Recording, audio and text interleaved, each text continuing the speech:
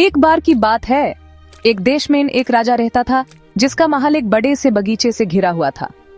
लेकिन बगबम बहुत सारे थे और मिट्टी भी अच्छी थी। फिर भी उस बगीचे में न तो फूल उगते थे और न ही फल, न ही घास और न ही छांव देने वाले पेड़। राजा इस बात से बहुत परेशान था जब एक बूढ़े आदमी ने उसे कहा, तुम्हारे बगबन अपने काम को नहीं समझते, लेकिन तुम क्या उम्मीद कर सकते हो उन लोगों से जिनके पिताजी मोची और बधाए थे? उन्होंने तुम्हारे बगीचे को कैसे संवारना सीखा होगा? बिल्कुल सही, राजा चिल्लाया। इसलिए बूढ़े आदमी ने आगे कहा, तुम्हें एक ऐसे बगबन को बुलाना चाहिए जिसके पिता और दादा भी बगबन रहे हो, और बहुत जल्द तुम्हारा बगीचा हरी घास और खुशनुमा फूलों से भर जाएगा और तुम उसके लजीज फल का आनंद लोगे। तो राजा ने अपने राज्य के हर शहर, गांव और बस्ती में संदेशवाहक भेजे, एक ऐसे बगबन की तलाश में जिसके पुरखों ने भी बागबानी की हो। और 40 दिन बाद एक मिल गया। हमारे साथ चलो और राजा के बगबान बनो, उन्होंने उसे कहा। मैं इन राजा के पास कैसे जा सकता हूँ? बगबान ने कहा, मैं एक गरीब इंसान हूँ, ये कोई मैंने नहीं रखता, उन्होंने जवाब दिया। ये रहे नए कपड़े तुम्हारे और तुम्हारे परिवार के लिए, लेकिन मुझे कई लोगों का पैसा देना है, हम तुम्हारे कर्ज चुका देंगे, उन्होंने कहा। तो बगबन मान गया और संदेशवाहकों के साथ चला गया, अपनी पत्नी और बेटे को भी साथ ले गया। और राजा असली बगबन मिलने से खुश हो गया। उसने अपने बगीचे की देखभाल का जिम्मा उसे दे दिया। बगबन ने राजा के बगीचे को फूल और फल से भर देने में कोई कठिनाई नहीं पाई, और एक साल के अंत में पार्क बिल्कुल नया लगने लगा और राजा ने अपने नए नौकर पर इनाम बरसा दिए। जैसे कि आपने सुना, बगबन का एक बेटा भी था जो एक बहुत ही सुंदर युवा था और उसके व्यवहार भी बहुत अच्छे थे। हर दिन वो बगीचे के सबसे अच्छे फल राजा को ले जाता और सबसे सुंदर फूल उसकी बेटी को देता। अब ये राजकुमारी बहुत ही सुंदर थी और अभी 16 साल की थी, और राजा सोचने लगा था कि अब उसकी शादी का समय आ गया है। मेरी प्यारी बेटी, उसने कहा, तुम अब एक पार्टी के योग्य हो चुकी हो, इसलिए मैं सोच रहा हूँ कि तुम्हारी शादी अपने प्रधानमंत्री के बेटे से कर दूं। पिताजी, राजकुमारी ने जवाब दिया, मैं प्रधानमंत्री के बेटे से कभी शादी नहीं करूंगी। क्यों नहीं? राजा ने पूछा। क्योंकि मैं बगबन के बेटे से प्यार करती हूँ, राजकुमारी ने जवाब दिया। ये सुनते ही राजा पहले बहुत गुस्सा हुआ, फिर वो रोया और आह भरने लगा और कहा कि ऐसा पति उसकी बेटी के योग्य नहीं है। लेकिन युवा राजकुमारी अपने फैसले से हटने को तैयार नहीं थी। फिर राजा ने अपने मंत्रियों से सलाह ली। तुम्हें ये करना चाहिए, उन्होंने कहा। बगबन से छुटकारा पाने के लिए तुम्हें दोनों प्रिटेंडेंट्स को एक बहुत दूर देश भेजना होगा, और जो पहला वापस आएगा उसे तुम्हारी बेटी से शादी करने दी जाएगी। राजा ने यह सलाह मानी और प्रधानमंत्री के बेटे को एक शानदार घोड़ा और सोने के सिक्के दिए गए, जबकि बगबन के बेटे को एक पुराना लंगड़ा घोड़ा और तंबा के सिक्के दिए गए। और सबने सोचा कि वो अपनी यात्रा से कभी वापस नहीं आएगा। जिस दिन वो निकालने वाले थे, राजकुमारी ने अपने प्रेमी से कहा, हिम्मत रखो और हमेशा याद रखो कि मैं तुमसे प्यार करती हूँ। ये रतानून से भरा बटुआ लो और इसका बेहतरीन उपयोग करो मेरे प्यार के लिए, और जल्दी वापस आओ और मेरा हाथ मांगो। दोनों प्रिटेंडर्स एक साथ शहर से निकले, लेकिन प्रधानमंत्री का बेटा अपने अच्छे घोड़े पर तेजी से निकल गया और जल्दी ही सबसे दूर पहाड़ों के पीछे छुप गया। उसने कुछ दिन सफर किया और एक झरने के पास पहुंचा जहां एक बूढ़ी औरत पठार पर बैठी थी। शुभ दिन युवा यात्री, उसने कहा, लेकिन प्रधानमंत्री के बेटे ने कोई जवाब नहीं दिया। मुझ पर दया करो यात्री, उसने फिर कहा, मैं भूख से मर रही हूँ और 3 दिन से यहाँ हूँ और किसी ने मुझे कुछ नहीं दिया। मुझे छोड़ दो बूढ़े औरत, युवा लड़के ने चिल्लाया, मैं तुम्हारे लिए कुछ नहीं कर सकता, और ये कहकर वो अपने रास्ते चला गया। उसी शाम बगबन का बेटा अपने लंगड़े घोड़े पर झरने के पास पहुंचा। शुभ दिन युवा यात्री, बूढ़े औरत ने कहा। शुभ दिन अच्छी औरत, उसने जवाब दिया। युवा यात्री, मुझ पर दया करो, मेरा बटुआ लो, अच्छी औरत, उसने कहा, और मेरे पीछे बैठ जाओ क्योंकि तुम्हारे पैर मजबूत नहीं लगते। बूढ़ी औरत ने दूसरी बार पूछने का इंतजार नहीं किया, लेकिन पीछे बैठ गई, और इस तरह वो एक शक्तिशाली राज्य के मुख्य शहर पहुंचे। प्रधानमंत्री का बेटा एक शानदार सरे में था हारा, और बगबन का बेटा और बूढ़ी औरत भिखारियों के सरे में उतरे। अगले दिन बगबान के बेटे ने सड़क पर बहुत शोर सुना और राजा के दूत सारे प्रकार के वादियां बजाते हुए गुजर रहे थे और चिल्ला रहे थे, हमारा राजा बूढ़ा और बीमार है, जो कोई भी उसका इलाज करेगा और उसे उसकी जवानी की ताकत वापस देगा, उसे बड़ा इनाम मिलेगा।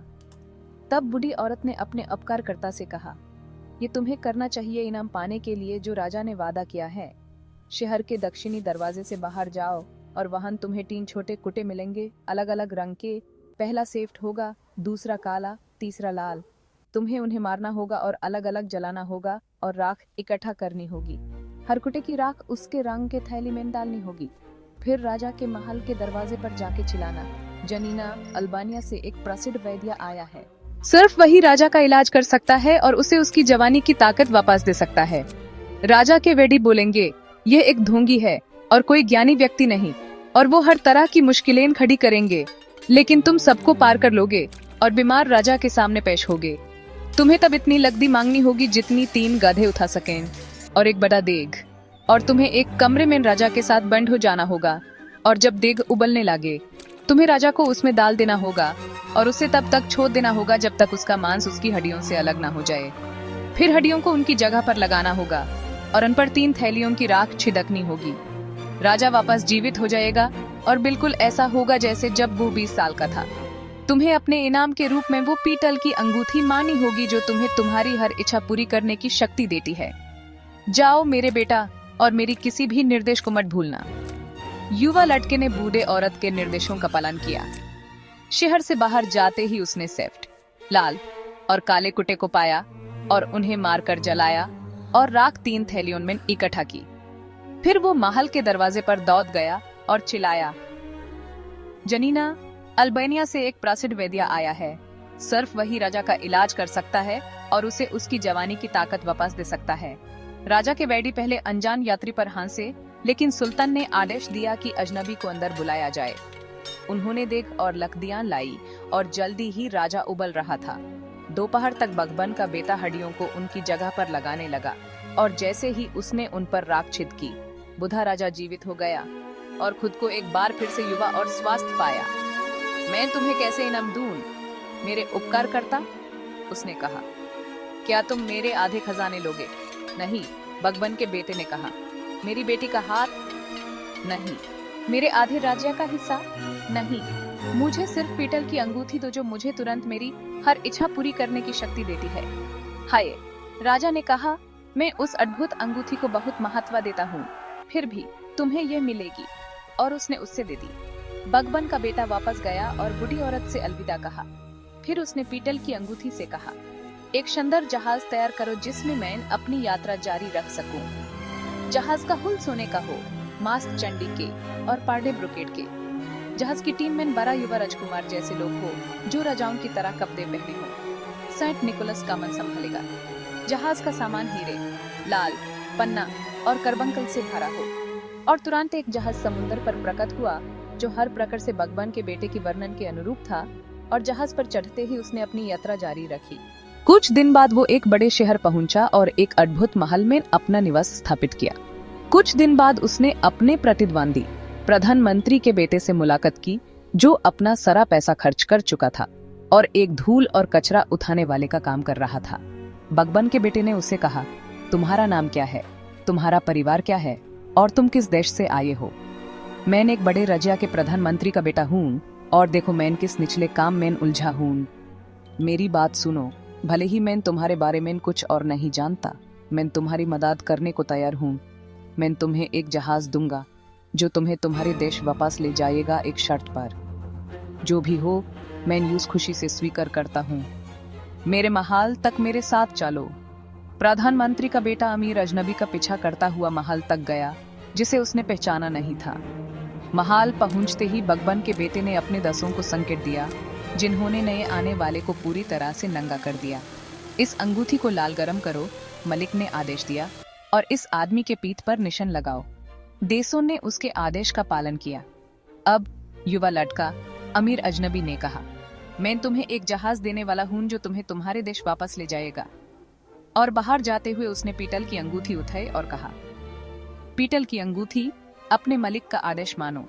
एक जहाज तैयार करो जिसके आधे सादे हुए लगदे काले रंग से रेंजिन हो, पर्दे फाते हुए हो और नाविक बीमार और कमजोर हो। एक का पैर कटा हो, दूसरे का हाथ, तीसरा कुब्दा हो, दूसरा लंगड़ा या क्लब फुटेड या अंधा हो और ज्यादातर भड़े और चोट से भारे हो। जाओ और मेरे आदेश को पूरा करो। प्रधानमंत्री का बेटा इस पुराने जहाज में सवार हुआ और अनुकूल हवाओं के कारण अंत में अपने देश पहुंचा। उसने अपनी दुख भरी हालत के बावजूद उसे स्वागत किया। मैं पहला वापस आया हूँ, उसने राजा से कहा। अब अपना वादा पूरा करो और मुझे राजकुमारी से शादी करने दो। तो उन्होंने तुरंत शादी के उत्सव की तैयारी शुरू कर दी। बेचारी राजकुमारी को इस बात से बहुत दुख और गुस्सा आया। अगले सुबह सवेरे एक अद्भुत जहाज अपने सभी पर्दे खुले शहर के सामने लंगर डालकर आया। राजा उस समय महल के झरोखे पर था। यह कौन सा अजीब जहाज है, उसने चिल्लाया, जिसका हल सोने का है, मास्त चांदी के और पर्दे रेशम के हैं, और ये युवा राजकुमार जैसे लोग इसे चला रहे हैं। और क्या मैं सेंट निकोलस को कमन पर नहीं देख रहा हूँ? तुरंत जाओ और जहाज के कप्तान को महल में बुलाओ। उसके सेवकों ने उसके आदेश का पालन किया और जल्दी ही एक मोहित कर देने वाला सुंदर युवा राजकुमार मोती और हीरे से सजा हुआ रिच सिल्क पहने अंदर आया। Credits NA